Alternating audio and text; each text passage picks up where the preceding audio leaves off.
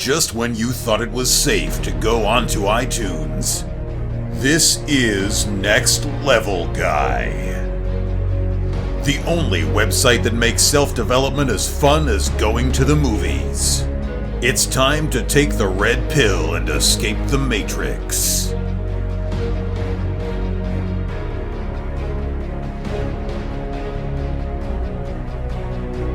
What's happening, guys? It's time for another episode of the Next Level Guy Show podcast with your favourite educator, Ian Dawson Mackay.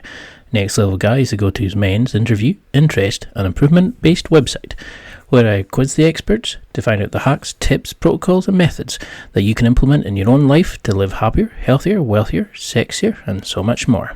Today's guest is Bobby Maximus, who describes himself as a UFC veteran and Men's Health magazine writer, an IBJJF World Master Champion, and a keeper authenticity. Bobby teaches you to train your mind as well as your body to achieve your goals. He's now a world-renowned strength coach who takes no BS and helps millions of people transform their lives. He's also a devoted father. He's beaten elite competitors in the cage, a life-threatening disease, and a life of mediocrity. He's achieved so much in life and is here to help you achieve your own goals, no matter what they may be. And this is the interview you need to listen to if you're getting held back in life, if you're not going after what you truly want because of fear or some other bullshit excuse that's holding you back. Bobby will teach you how to achieve your goals by coaching you how to lift your head high, your middle finger even higher, and cut the damn excuses, train your mind and your body, and instead smash your goals every damn day. And now, let's get to the interview.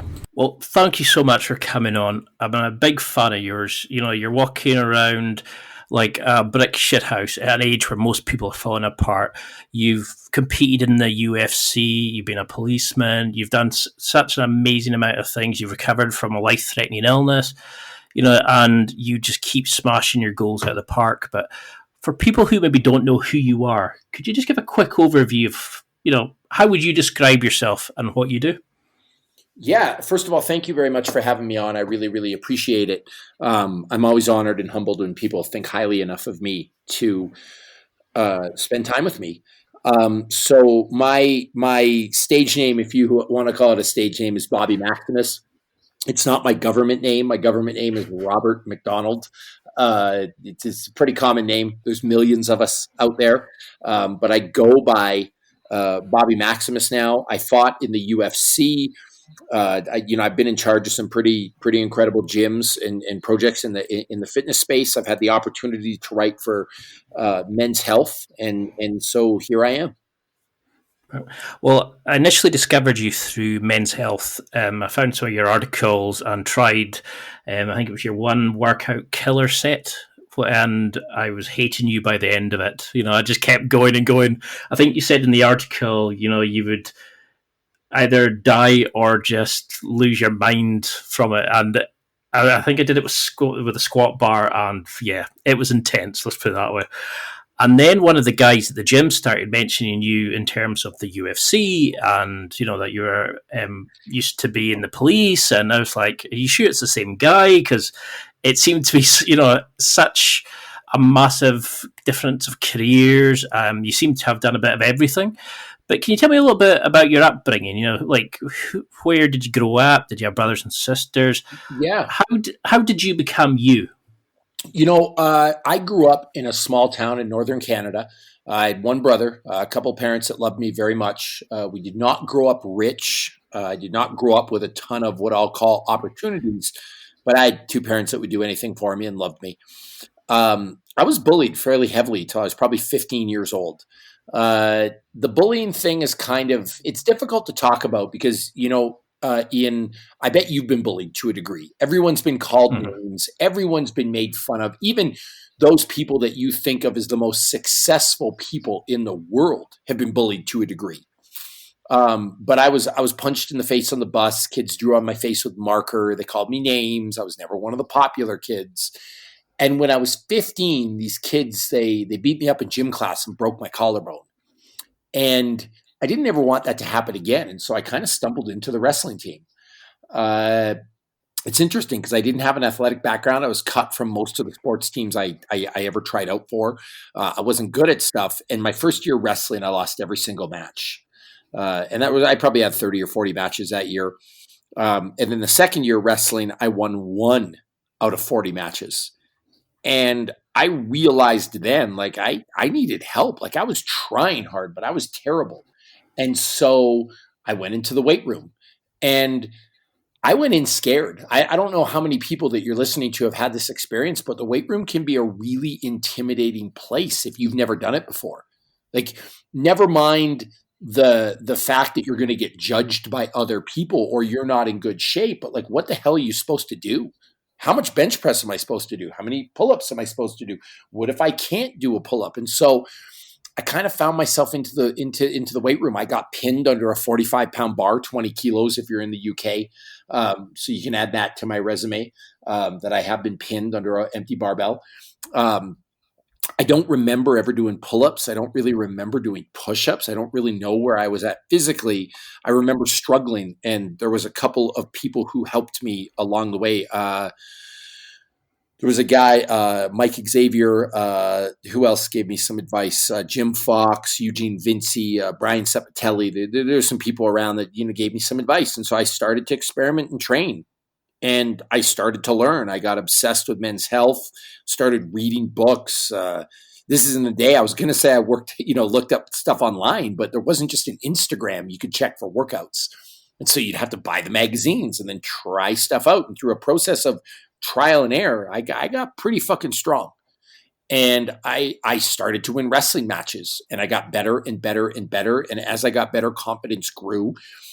And as confidence grew, my work ethic increased, and I just kept trying. At that point, I was probably training 2 to 3 times a day and just doing my best. And I ended up doing really well in wrestling, had a great wrestling career in university. I was second in the world for kickboxing at one point. I got really good at grappling at jiu-jitsu, and then found myself in the UFC. And all of that, I really think was from that pivotal moment of getting my collarbone broken, but then also really just sucking at wrestling, just being terrible and trying to navigate out of that. I always tell people that those 2 years of just complete failure taught me more about work ethic than I think any of my successes. I love that. I mean, that was how do I say this? Part of the main attraction was the bullying, because when I was in primary school, I've got like a squash nose and big lips, so I had 3 boys who were just relentless at me, and there was name calling till I was crying, and one lived next door to me, so I was terrified to go outside when I seen him, and there wasn't as physical, but it was like quite a lot emotional and kind of. I think I probably took years to kind of overcome it, and I could see part of my philosophy, my own sort of approach to life and interest was shaped by that experience. And I think that's the problem is a lot of people will fix the physical stuff, but we don't deal with the mental stuff. And that's why I was so, I loved looking at your stuff, because you teach how to strengthen the mind as well as the fitness side of stuff. You teach people how to be strong individuals and fit individuals in both capacities. And that's something you don't see much here. And to see you turn from somebody who was bullied and, not confident and scared into somebody strong in that. I mean, I've started doing jiu-jitsu. I'm a blue belt currently. And I still sometimes struggle to be aggressive in that sense. Yep. And that's why I was really glad to see what you had achieved, and thinking, how I would love to tap into that kind of mentality to show people how you can take like your demons and your dark side and actually use it as a sort of a motivational tool. And your stuff is phenomenal. But how did you turn that initial, oh God, I'm bullied, I've been hurt by these, how did you not let that just destroy you and instead use it as a way to motivate you? Because was that not like terrifying to go into the weight room for the first time? How would you advise people who are maybe in that similar situation? I think the answer to that's difficult, and it's multifaceted, the answer. The first thing is it starts with loving parents at home. If you feel loved by your parents and supported by them, I think it's easier to face bullying at school. And so because I had 2 parents in the home that loved me very much, I think I had a good foundation. The second thing is for whatever reason, and there's an intrinsic part of this I can't explain, I really just loved wrestling. You know? And when you love something, it's easy to show up even when it's hard, even when you're scared. When you love something and really want to do it, it's easy to be motivated. You understand what I mean? There's a lot of adults these days who don't train, who don't want to train, who have a hard time being committed to staying to the gym, and it's because they don't love it. It's really difficult to be motivated and get over stuff if you're not in love with something. And I just really, even though I was bad at it, for whatever reason, I loved wrestling and fighting. Because that's definitely something I noticed in my own side of things was I would shy away when I became in the spotlight. You know, like when it was something for people to notice you and to pay attention to you. I noticed if I got any criticism at all, I would kind of like self-sabotage. And I think a lot of people are like that, you know, where they've not been told that they're good at something, or that they've been told they can't change, that, you know, that they're never going to be able to get muscles or whatever it is, you know. So they start thinking, well, what's the point of trying? And that's why I was very keen with your stuff was, it's, you know, you teach people how to remove that self-imposed limitations on them. But if we take it right back to the start, how do we even define what fit is? Because it's quite a unique concept. It's like so relative to your end goal. I mean, you know, if you can bench, you know, 200 kilograms, for example, but you can't walk up 4 flights of stairs, could you describe yourself as fit? Yeah, I think so. What I say is when anyone ever asks me if I'm fit, I say fit compared to what or fit compared to who. Mm-hmm. And they're both valid answers, right? So I may be really fit to fight in an MMA fight or do jiu-jitsu, but I may not be so fit to run a marathon. And then that also depends who you're comparing yourself to. I'm fit for a marathon compared to a person who's never worked out before, but not compared to one of the best runners in the world. And so both those things play a factor in your idea of fitness. No, I really like that, because you said that the gym was like a microcosm of life, and you know the problems that you find in the gym are, you know, basically what you'd find in life.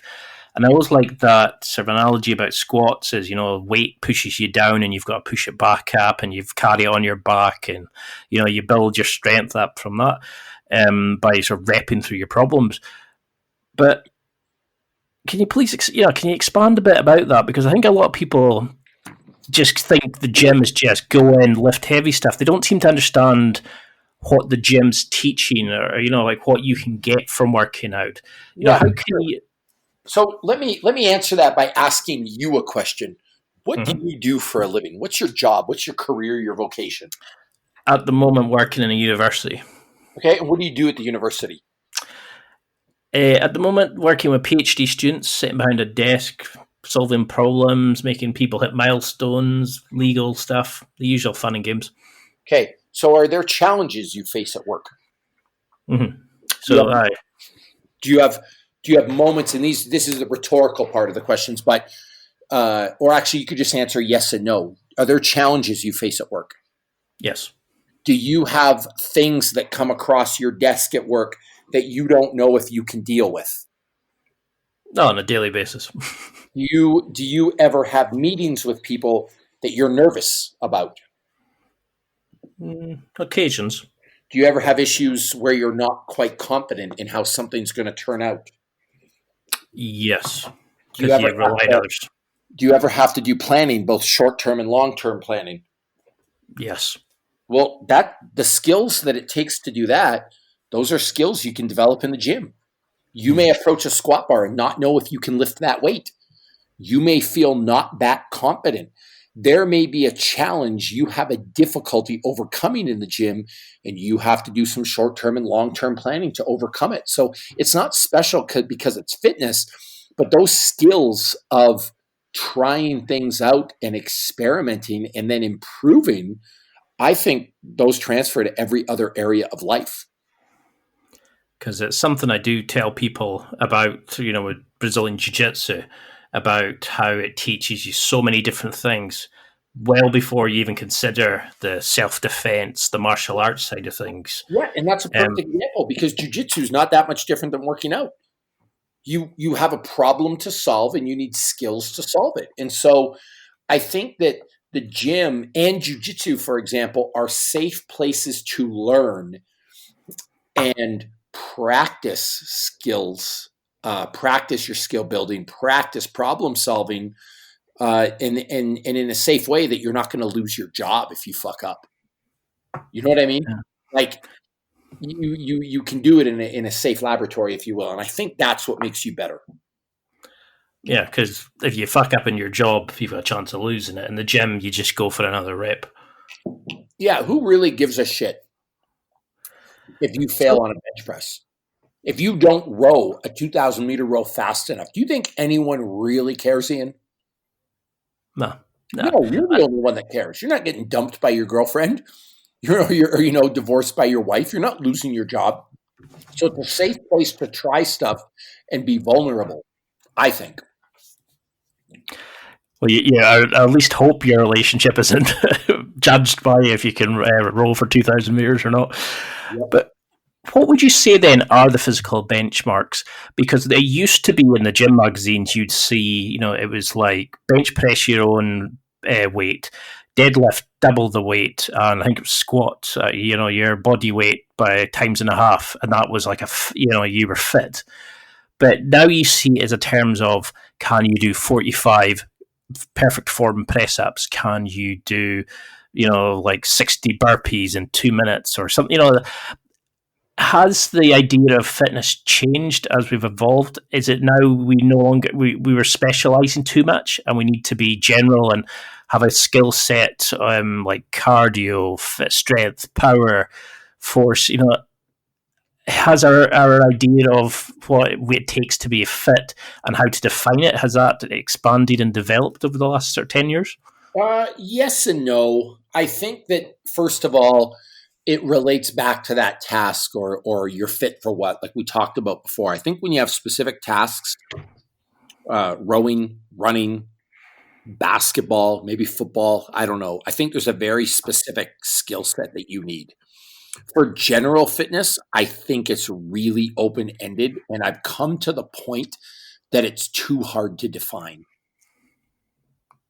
Because if your goal is just to look good, I mean, let me ask you that question. If your goal is to look good, what is the only standard you need to pay attention to? How you look in the mirror, I suppose. You nailed it. That's it. It's that simple. Does it matter what you can bench press? No. Does it matter what you can row? No. No. Now, to a degree, it does, because chances are if you can only bench press a 45-pound bar and you can only run a 15-minute mile and you can't walk up a flight of stairs without getting out of breath, you're probably not going to look that good. Can we agree on that? Aye. However, for the most part, it makes it really open-ended. So I've actually developed a list of 20 standards. A double body weight deadlift, a 2,000 meter row in 7 minutes, bench pressing your body weight 10 times, a double body weight back squat, the ability to row a 2K in under 7 minutes that I think relate to general fitness that most people are capable of, but I don't know how set in stone I am that every single person needs to have those under their belt. Yeah, because when I used to powerlift, for example, it was great to be able to deadlift over 200 kilograms, but then I noticed I was getting out of breath when I had to go up 7 or 8 flights of steps, and I was like, all right, then am I fit? Is it? Then when I started jiu-jitsu and I started losing weight, I noticed my power was going, and it's like, well, I'm more flexible and I'm more like coordinated, but am I fit compared to if I go to the gym? And that it's quite a hard thing to define because you need to know what your end goal is. And too many people think they define being fit by going to the gym only. They forget there's all these other activities.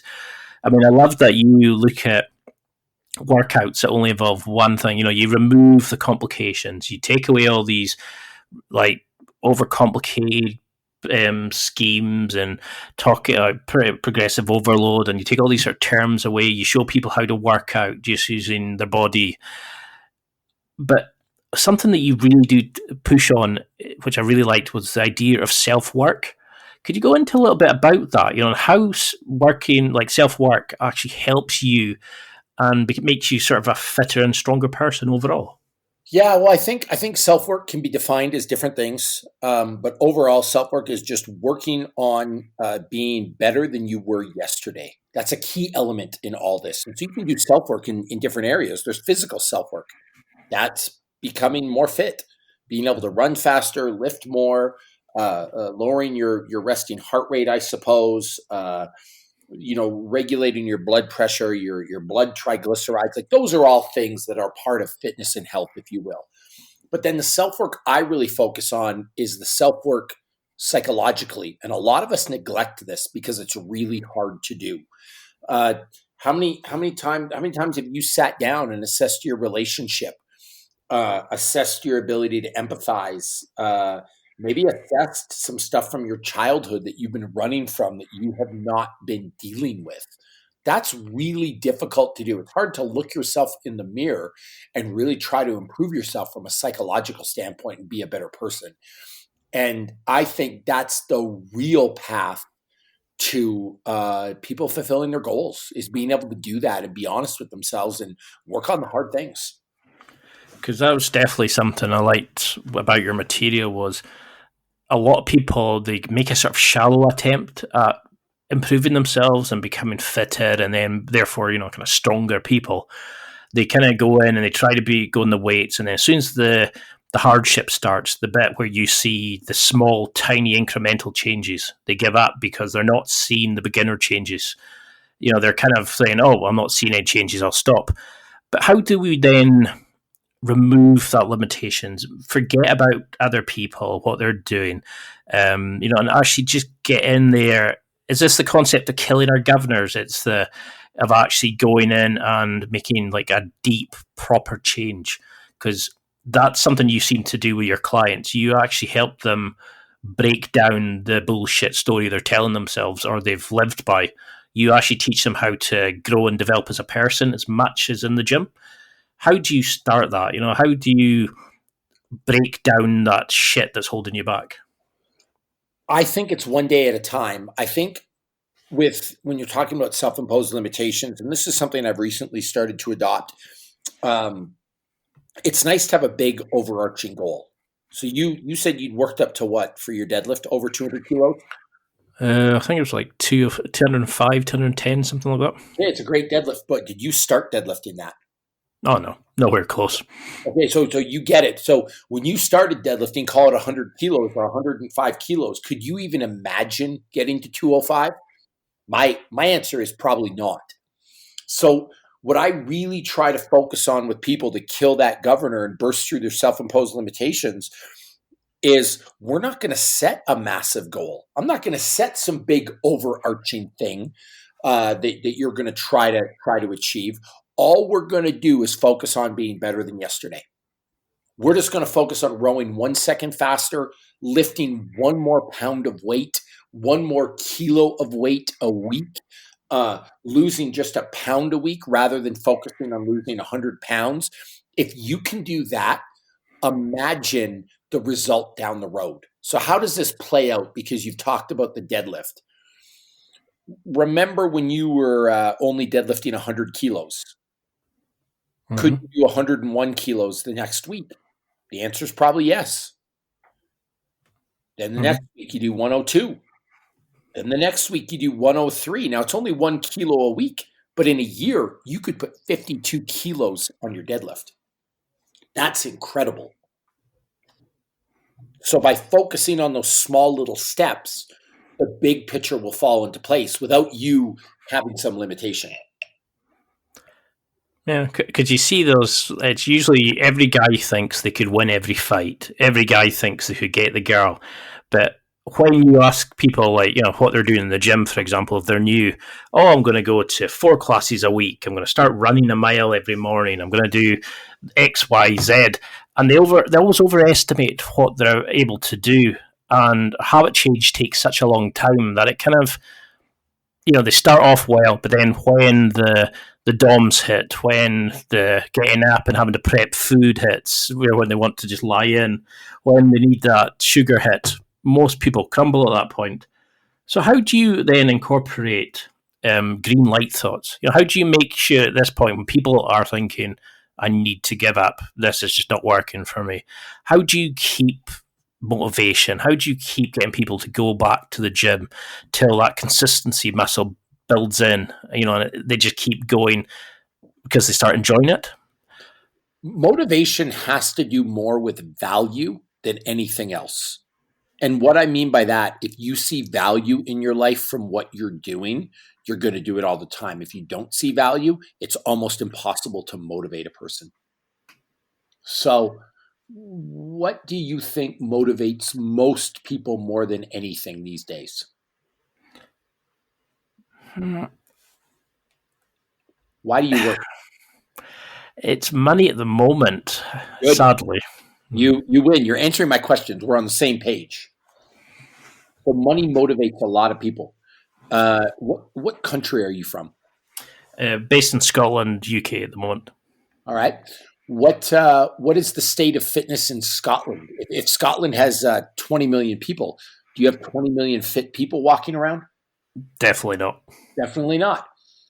If you were able to say to people, we'll lower your tax rate by 15% if you were fit, how many fit people would you have walking around?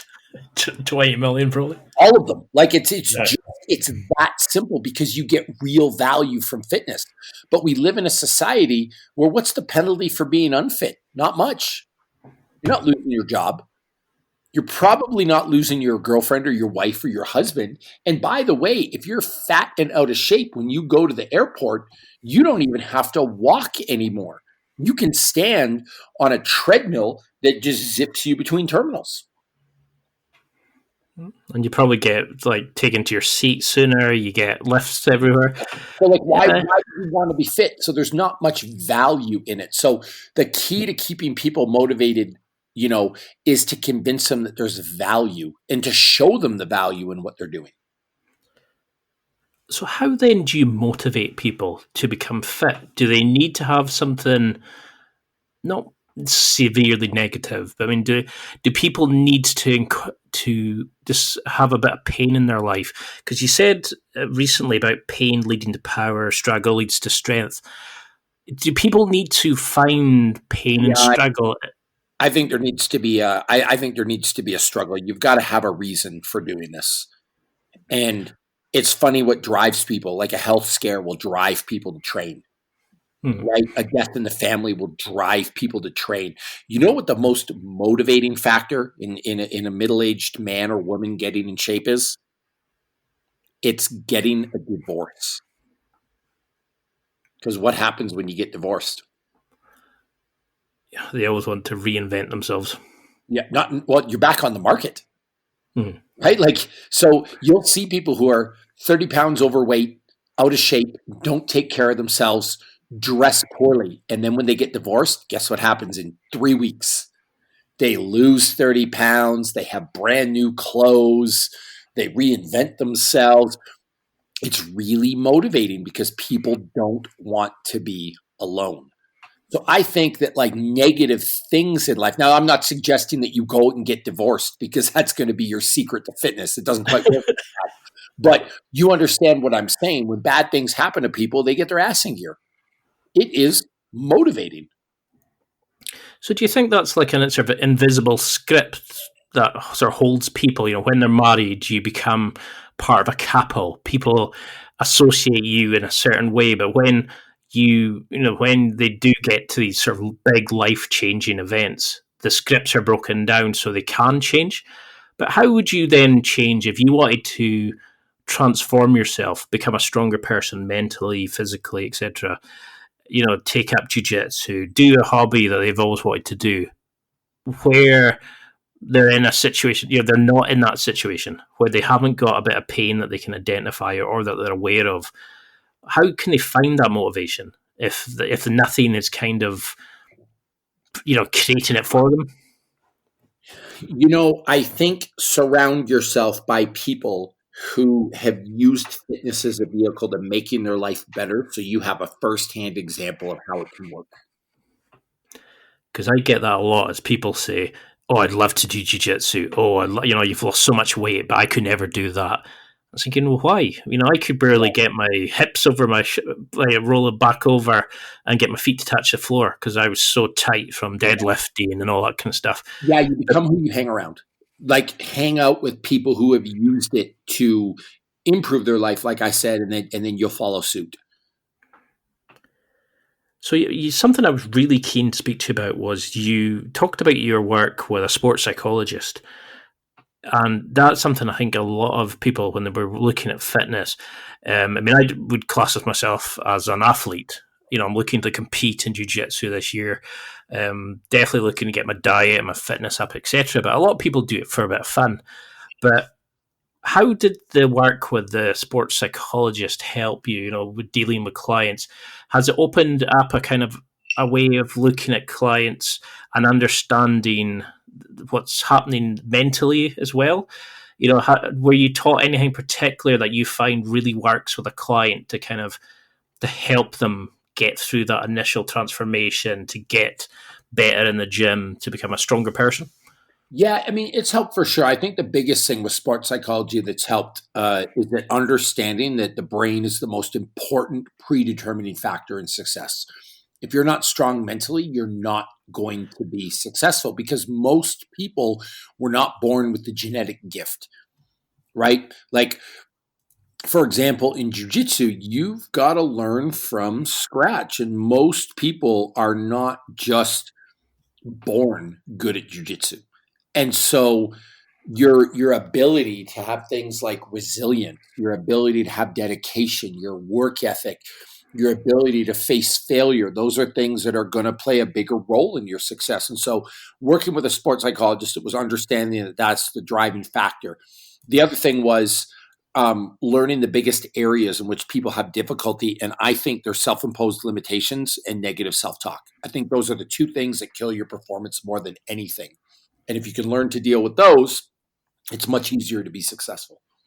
Well, now would seem a great time for a quick break. I just want to chat to you about the affiliates. I know, you're probably fed up of hearing about bloody affiliate products on podcast, but please bear with me. There are millions of potential products to buy, so how do you know which one are worth your hard-earned money? It's simple. You go to www.nextlevelguy.com/affiliates and explore the products and services that I recommend that will transform, improve, and evolve your life. Now, on this affiliate page, you'll find the products that I think you should buy, the books you should read, and the tools that I think you should own. I'll only recommend products that I've tried or believe in, and all the recommendations and reviews are 100% honest. Furthermore, on this page, you'll find any suitable special offers, listener exclusive deals, and discount codes that I'm sent by these companies. There really is something for everyone here. It doesn't matter if you're buying for yourself, a special occasion, or for someone else in your life, you can find whatever you need there. There's a wide range of companies showcased on the page. Companies that will make you a better athlete, a better lover, a better man, and basically better in all areas of your life. Who won't want to see that stuff? You can access the page by going to www.nextlevelguy.com/affiliates, or if you're on the website homepage, click on the affiliate deals in the blue ribbon at the top of the website homepage. Please note, I do not receive any information on you or what you purchase. The companies send me a small thank you commission for sending you to shop with them on my links. This does not inflate the price you pay, and usually allows me to help showcase cheaper options than if you bought directly, as affiliates are allowed into special deals, lower prices, and so much more. All your information is safe and secure with the company, and nothing is shared with me, so have at it and enjoy the links. If you use any of my links, I would just like to say a massive thank you, as I tend to use the money to make this podcast bigger and better and help evolve my own life, and I really appreciate your trust in my recommendations and being a fan of the show. And now, let's get back to the interview. I hope you're enjoying it as much as the fun I had recording it. Because back when you were competing in like MMA, I remember you talked about you had a bad loss, you had been unconscious for about 5 minutes. How did you come back from that? A lot of people would have just said no. They were just afraid to step back in. But when you came back and got better and better, you've gone on to create some amazing things and achieve some great things in your life. How did you get over that negative self-talk? Because that's something that holds a lot of people back. They're always worried about people watching them squat in the gym. They're worried about people judging them because they're maybe fatter than the next person. How do we deal with negative self-talk? Purposeful practice. You can't just listen. You can't read a self-help book that tells you to think positively and then just turn that on like a tap. You've got to practice it, and it's difficult. And so there's two things I do. One, I have these little green dots. I actually sell them that I put everywhere. And so there's a green dot on my table right now. There's a green dot on my laptop. There's a green dot on my phone. And every time I see a green dot, I have to think a positive thought about myself to start training your brain to think that way. The other thing, if you don't want to use green dots, is you wake up in the morning and write down 5 positive things about yourself or 5 reasons you're going to be successful. Because without practicing, you can't expect yourself to just think or act a certain way. So how then do we know that the goals we're picking for ourselves, if, like we were saying earlier about people who come in and I'm going to go to 5 gym classes this week and then I'm going to run a mile at the weekend, etc. How do we know then that we're picking legitimate goals, but also that we are putting proper effort in? Because I love the way that you don't take BS from anybody. You don't take excuses. I mean, the truth is you don't really know when you set a goal, especially if you have no experience in the area. Right? You're only going to know by trying. So I think the first thing is to have an open-ended goal. I'd much rather people have the idea of, rather than say, I can or cannot do this and making up a decision, just to say, I'm going to try it and see what happens. So how do we then avoid becoming a slave to our self-image? How do we go, well, I'm always the big guy. I've always had knee problems. I'm just not going to try. Well, just get off your ass and try it. What's the worst that could happen? I mean, so when you were changing your career and, you were trying the police and then, you'd come from MMA, etc., did you have any kind of issues with that? Was it, did you have a certain way of like diversifying and try new things? How did you overcome that initial worry, stress? Again, it sounds simple, but let's just try it. What's the worst thing that can happen? So I'll give you an example. When I got into strength and conditioning on a full-time basis, I was working as a cop. I had a good job. I was on a good career path. I was making a reasonable wage. And then I had the opportunity to go be a strength and conditioning coach and leave policing. That was a little bit scary, yes. But what I settled on is, I'm going to try it and see how it goes. And if it doesn't go well, I can always get my police job back. So I just tried it. I don't know if I even had a plan at that point about what I was going to do. I just was willing to take a risk and try it. And I think it sounds simple, but if more people would just shut off the negative voices and just be willing to try, they'd be successful. Think of yourself with this podcast. Do you want to have the most successful podcast in the world? Yeah, definitely. Would you like to have Joe Rogan's download numbers? Happily take them right now. Happily, right? But are you there right now? I've got 1 or 2 of the numbers, but not all of them though. No. So how are you going to deal with that? I mean, the real question is, are you just going to quit? Are you going to stop? Are you going to just be negative? Are you going to bash yourself? Are you going to be filled with worry and doubt and jealousy over other successful people? Or are you just going to record and do the very best you can and see what happens? Most people shut down before they even try. Why not just try it? What's the worst thing that can happen? Take this podcast, for example. You randomly sent me an email. What's the worst thing that I could have said? No, or go away. Yeah, go away. Stop bugging me. But if that would have happened, will that ruin your career? No, it's happened before and it will happen again. Yeah, and for every 100 people that say no, there'll be amazing people that say yes. True or false? Definitely true. So just ask. Get over yourself and ask. The next question is, I agreed to come on the show, and it absolutely just sucks. It's terrible. I can't speak. I'm a complete fraud. Everything that I've ever talked about is fraudulent. And you're like, oh shit, I cannot put that up. This is garbage. What, you wasted maybe, right now we're at 37 minutes and 14 seconds, but you wasted that period of your life. That's it. But it's probably not a waste because you probably learned something from it. You see what I mean? Mm-hmm. Or maybe you have a lot of editing to do and you could edit a really good finished product. So you get some editing experience. But you never would have got that if you just didn't try. You see what I'm saying? Yeah, because you see that with a lot of people is, oh, so this guy beside me was benching 100 kilograms and I'm only benching an empty bar.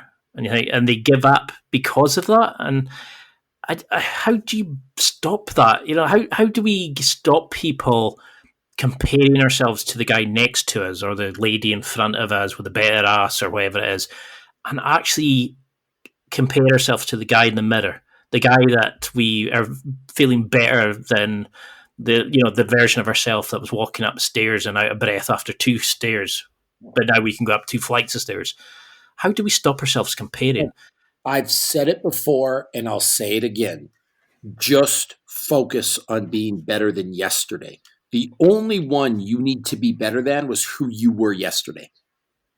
The only easy day was yesterday. However you want to put it, you just have to be better than you were yesterday. And if you can do that for a long enough period of time, you will be incredible at what you do.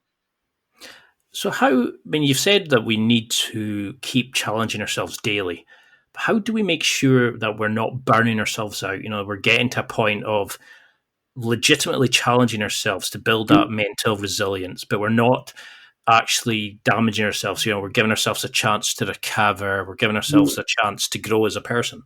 Yeah, there's 2 ways. One, you have to love what you do. If you hate podcasting, don't do it. Find something you really love and that motivates you.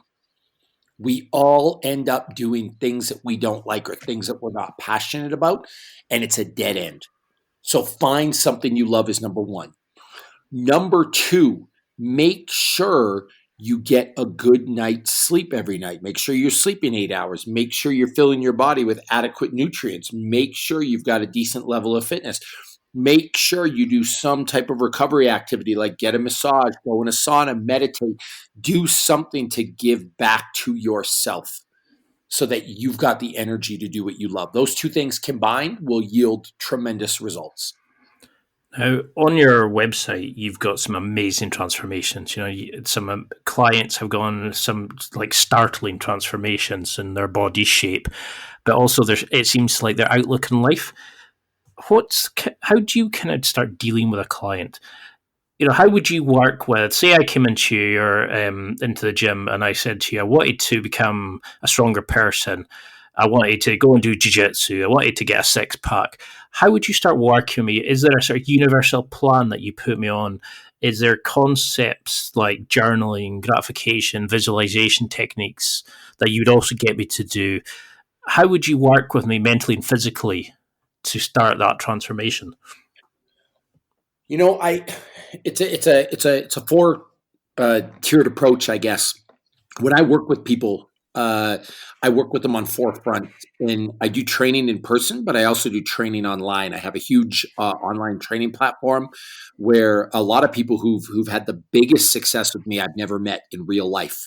I've helped them over the phone and over calls. We focus on 4 areas. First is physical fitness, because I think that sets the table for every other area of your life. I think you're more resilient to stress. I think you learn how to do self-work. I think you face challenges that you overcome, and I think you can become better from it. Nutrition, you have to have reasonable nutrition to improve. You have to worry about your health. There's a big foundation there. Sleep, you need to sleep a lot. Sleep's the real answer. You need to get 8 hours a night and able to hit your full potential. And then the next one is, I'll call it stress, but it's more than stress, psychological counseling. So learning how to set boundaries, learning how to deal with negative self-talk, learning to deal with self-imposed limitations, learning how to deal with daily stressors, learning how to say no, because a lot of us say yes to a bunch of shit we never want to do. So by helping people address those 4 areas in their life, they can make incredible transformations. Now, the more areas that you take away, the less successful people become. You can have a great training program and have great nutrition. If you're not sleeping well and you're filled with stress and you don't have any boundaries, you're not going to do well. So you need to have like 4 out of 4 of these things. 3 out of 4 is acceptable, I guess. 2 out of 4 or 1 out of 4, you're not going anywhere. I love the way you look at things, and it's the way that you outline them is just so refreshing. You don't kind of allow the usual excuses like I don't have time. The time audit thing that you do is amazing. I mean, I don't want to. I've heard you mention it a few times, and I'd love for you to share it. But as long as you're not too fed up of talking about it. But say somebody comes to you and says, I really don't have time to do this. I work hard. I do this. I do X, Y, Z.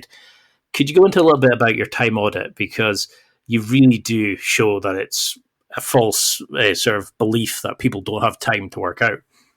You always have time for everything. What I tell people is put 168. That's the number of hours there are in a week on a piece of paper. Put that at the top of a list, and then start subtracting what you actually spend time on. So maybe you work 50 hours a week. Maybe you sleep 8 hours a night. That's 56 hours a week. Well, now we're only at 96 hours on that. If it's 40 hours of work and 56 hours of sleep, what the hell else are you doing with your time? You still got like 70 some hours left. Start filling it up. And by going through this exercise, and like by itemizing their time, people find they always have 30 or 40 or 20 free hours in a week. So your time stuff's bullshit. You do have time. You probably have time to do another podcast today. Probably have time to do one tomorrow. You probably have time to edit. You just have to make the time, but it comes back to wanting it. And it shows people that their excuses are garbage. And then it forces them to address what the real issue is. Because as long as we make excuses, we'll never address the real issue. I love that. I love the way that that, especially that last statement, is there's always the real issue. People assume they don't have time because it's easier to think it's an outside factor that's causing it rather than something in your own life or your own, what you really want to do. Something I was really keen to speak to. You mentioned about getting into like teaching people wrestling, so you've worked with like UFC fighters, special forces soldiers. You've worked with some like top tier level athletes, combat people, etc. Have you noticed something about the way that they train, the way they look at goals, that, they work on skill development, that sort of thing? Is there key takeaways you've noticed that you think the average Joe could utilize in their life? Is there key habits that they utilize apart from sleeping and sort of getting good nutrition? You got to show up day after day after day after day and do the thing. It's why my catchphrase or my slogan's every damn day. If you look at the best people in the world, whether they're fighters, special forces soldiers, or the best intellects in the world, you know what they all have in common? They do the thing every damn day. They work at it. They don't quit. They ask questions. They're inquisitive. They show up. It's that simple. It doesn't need to be more complicated than that. So if we were to set up somebody, say you had a client just now, how would you work in terms of their office, their car, their journey to work? How can we set up our lives to make sure they're removing, like the bad nutrition, they're removing the going drinking at nights, and do you help them in that sense as well of the other like problem parts of their life, or do you find that the changes you make in the gym gives them the confidence to choose not to go down these bad paths? Oh, that's a tough one. Going down a bad path, I think it comes down to, and I know I may be oversimplifying things, but I think it comes down to how bad you want it, right? Like, do you have kids? Not yet, no. Okay, I'll tell you a story about somebody that does have kids, because I'm sure your listeners do.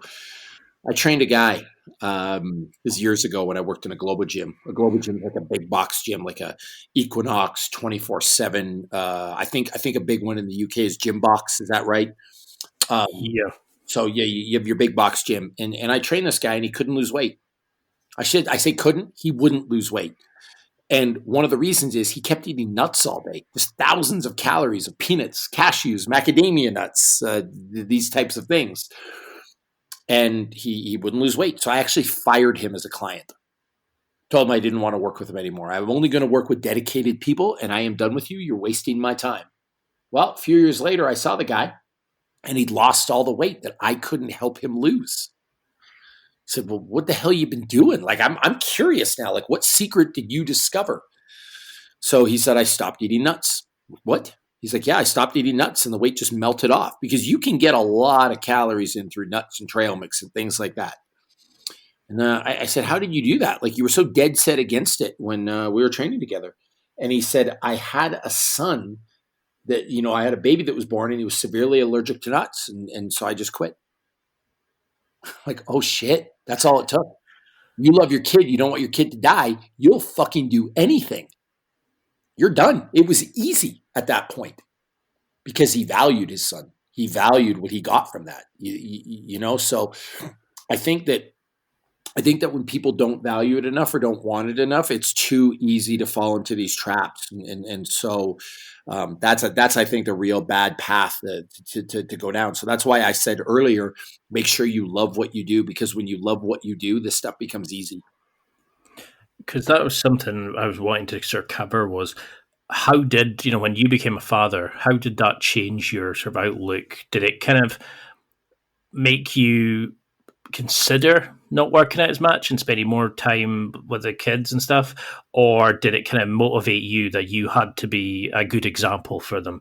Because a lot of people go down the different paths, it kind of inspires them, and other people kind of use it almost as an excuse to drop what they want to do, things they've never wanted to do. Is that because they don't love it as much? They've never truly loved the hobby that they're doing, or they're not really going for goals that they truly want, do you think? Yeah, I think we get trapped in society of doing things we feel we ought to do versus doing things we want to do. Like, what do you really want, Ian? Let me ask you that question. If you could do anything in the world, if money wasn't an issue, what would you do? Would you do the job you have now? No, I'd be doing would you be playing guitar, writing poetry, painting with watercolors, working out, gardening? What do you really want to do? And I think that's the thing. We're never allowed the chance to think about it. We're told what to do at school. We're told to go to university. We're told to go to college, or we're told to get a job, and then we're told to work by a boss, and then we're told to retire, and then you just die. We're not given a kind of a chance to find out who we are, what we truly want. How did you find out what you wanted? Was it just trial and error, or? I decided to take a chance. I've always loved physical fitness. I think for me that physical fitness changed my life. Going from a bullied kid to being successful, the pivotal point for me was when I found my way into the weight room. So I always had a love for it. And I tried to do other stuff. I tried to be a teacher. I tried to be a cop. I tried to do the corporate thing. And it never fulfilled me like working out. And then one day I just said, fuck it. I'm going to take a chance and roll the dice, and I'm going to try to make a career in something I really love. And that's when my world opened up for me, because it's easy. Not easy. There's a lot of hard work that goes into it, but like, I love going to work. I love helping people become better. I love talking to you on this podcast. So the work itself, I am motivated all the time because I have a deep passion for what I do. And I would want you to explore, if you're listening to this, what do you really want to do? And fuck what other people say. Turn it into a career. Go after it. Because you've had some amazing things in your life. You've competed at the top level. You've come back from like a life-threatening illness. You've you've had the kids, you've built your business, you've done, like, you've started your own podcast, you've written like amazing books. I mean, can you go into a little bit about the colitis? I mean, my brother-in-law has just come back from it. He had to get the bag put in, etc. At that point, how did you change then? How did it affect your approach to fitness? How did you change your diet? Because it's such a deep problem that kind of really messes with you internally. Can you go into a bit about how you got that mental strength to come back? How did you recover? Because you really go into certain recovery protocols that really work for you and make you able to do these amazing things. But could you discuss a bit about your recovery and what you've learned about recovery during this time? Yeah, I mean, again, it comes back to loving what you do. I love working out. I love being fit. I love my career. So first of all, I was extremely motivated to not let this thing hold me back. And then once I decided I was willing to do the work to overcome it, I knew I needed help. And so I really just sat down and said, how am I going to do this? How would I write a workout program for somebody who I didn't know anything about? How would I, if you came to me and said, you want to train a world-class, I don't know, golfer, how, you write a program. Well, what do I do? I started researching. So I got on the internet and I Googled, cures for ulcerative colitis, cures for C. diff. Can it be cured? What diets have helped people? And I just read the shit out of everything I could read. And I came up with a couple of names. There was a company called Biome, who had this kind of technology made by a guy named Naveen. And there's a doctor named Helen Messier, who's one of the best gut doctors in the world. And I reached out to them. I'm like, I want to try your product. And I did. And it worked for me. And I asked if I could have an interview with their head doctor, and I got one. If I wouldn't have asked, I wouldn't have got one, but I asked, and they said yes. And if she would have said no, I would have went down the list and got somebody else. But I did the work. I did the research. I did everything I needed to do to get all the information that I needed. And then once I had that information, I put it into practice. And that's something else. You know what I mean? Like, and by the way, Ian, it's no different than this podcast. If you had never done a podcast before, what would you do? How would you start a podcast? Go on the internet and Google how to start a podcast and start looking up stuff and learning, and then call somebody up who has a podcast and ask for advice. Pretty simple. No, it's amazing. People would rather have an excuse than actually go and do something. It's that moment of, it's easier to say something's holding you back than actually trying to find a way around it. It's easy to kind of justify it. Oh, I would do that, but I've got the kids. Oh, I would do that, but I work too much. Rather than, it's easier for us to tear somebody else's success down than say, well, they've probably worked harder for it. They've gone and done X, Y, Z, or good for them for being able to do it. We all, in this society, there's a lot of trolls. We're more negative about each other's successes because it's scary for us to see what somebody else's success than it is to think, oh, that could motivate me to go do something. We'd rather, be the crabs in the bucket and pull each other back in than letting somebody escape. How do you think social media and things like technology and these kind of apps and like Instagram and things like that have had an effect on your clients? Do you see them having a negative effect on people? Do you get people to take social media cleanses so they stay away from the comparison and the negative? Listen, I'm going to get heated here. I hate that bullshit. You don't need a social media cleanse. The problem's not social media. The problem is you. It's another excuse. And if the problem isn't social media, it's your neighbors. It's the people you go to church with. It's your coworkers. It's people you saw on TV. The problem is 100% you. Instagram's just another vehicle for you to behave in a really shitty way. Thank God you said that. The number of...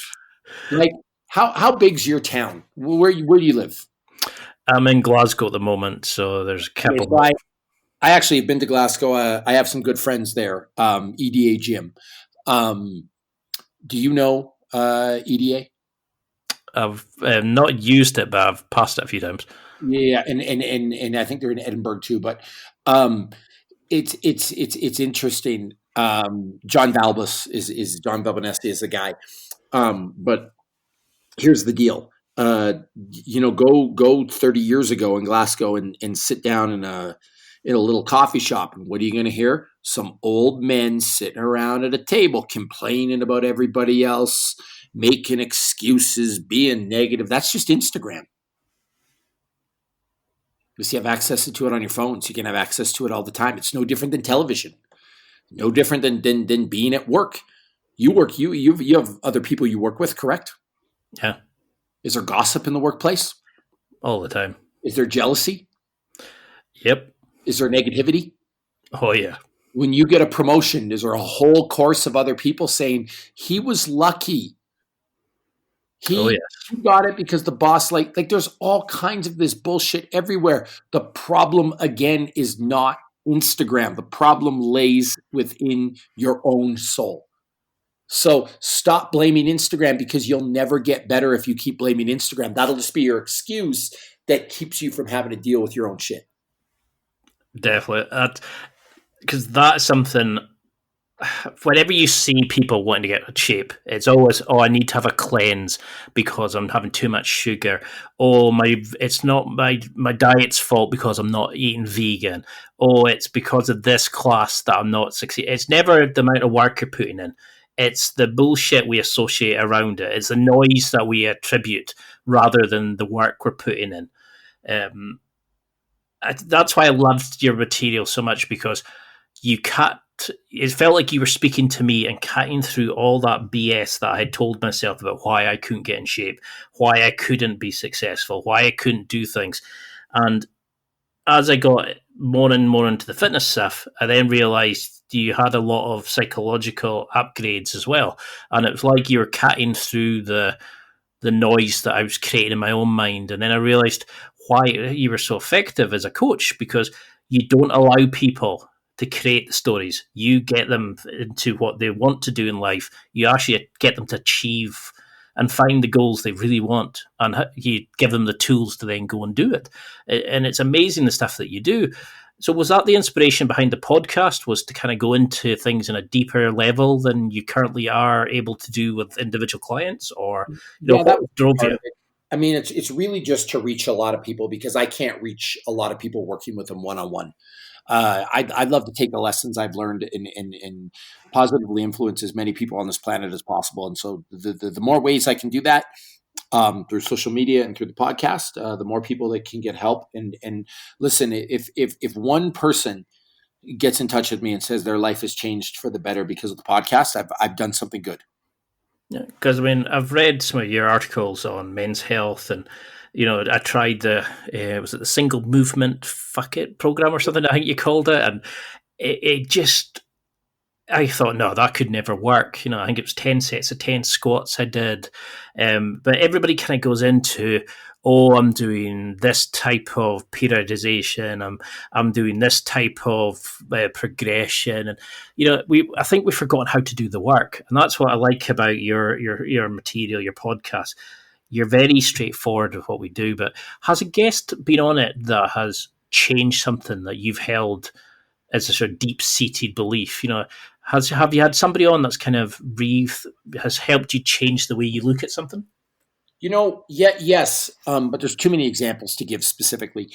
I learn from everybody I have been involved with. So there's people like Gunnar Peterson, people like Ben Bruno, people like Ashley Borden is incredible, and Tiffany Simmons, who's a lawyer, Sarah Azari. I mean, I've had a lot of really good guests on the podcast with my partner in the podcast, Joe Sabula, another guy I learn from every day. And honestly, every single one of these people, they teach me something. And so to give you one example would diminish the others. But yeah, I mean, I am never too proud to learn from other people and learn from experts, because I think that even the person that you meet in line at the grocery store can probably teach you something that you can make your life better from. So I'm never too proud to learn, and I'm grateful for all the people I've got to talk to. Because I've still got pages of questions, but we're into like, it depends. There's so many different rabbit holes to go down here that I would love to. I'll tell you, this has been a fun experience for me. So we can just do a part 2 sometime or part 3. It's up to you. Because I'd love it, because there's so many things I was thinking, I need to ask him about. And this is where I struggle with guests like you who have such a deep area, because there's so many things, but to keep it, like to avoid having to go just a wee bit into that, and then you've missed out this section, and you kind of bounce around at times, because I feel like I'm not doing you justice, because you're such an interesting person and there's so much to you. I really appreciate you saying that. I mean, in the meantime, people can learn about me. They can go to @Bobby Maximus is my social for everything. You can go to bobbymaximus.com. You can check out the Maximus podcast. You can buy my book to start learning, and you can go over this podcast when you edit it and listen to it and make another list of questions, and we'll just do it again. And something I did want to ask you was, how do you think becoming a father has changed you? How has your outlook on life changed becoming a father? It's more perspective. I think you learn what's important and what's really not important. I think it helps you prioritize what's important in your life. I shouldn't say there's priorities that are priorities for everybody. It helps you prioritize what's in your life and put things in perspective. Well, I know we've come to our time. I mean, I can't believe how quickly it's gone, but what would you want people listening to take from this? If you had to give them a kind of a go-home message, what would it be? Keep it simple. It's not that hard. Just focus on being better than you were yesterday, and good things will happen. That, and do what you love. Quit your job. Get out of that bad relationship. Stop doing shit that you're miserable doing. Start doing stuff you love. And for those listening again, if we wanted to work with you, how do we get in touch? How would we? You can email me, Bobby, BOBBY, @BobbyMaximus.com, BOBBYMAXIMUS.com, or drop me a line on my social media, and I'll be in touch. Well, I really have, I feel like we've only just started. There's so many things I want to talk about, and I feel like we've kind of bounced around. I haven't given it justice, so we definitely got to get you on again. It's been great fun. I really hope you've had even a quarter of the fun I've had. But is there anything that you would like to mention? Anything coming up that you would like to promote? Nope, that is it. Just check out the podcast, check out my social. And that's it. I would love for you guys to follow me and start interacting with me. I love learning about people, and I'm really grateful that you gave me this platform to come on, and grateful that you valued me enough to spend some time with me. That's it for another week. Thanks for listening. Absorb it, practice it, use it. Until next time, keep trying to hit that next level in your life.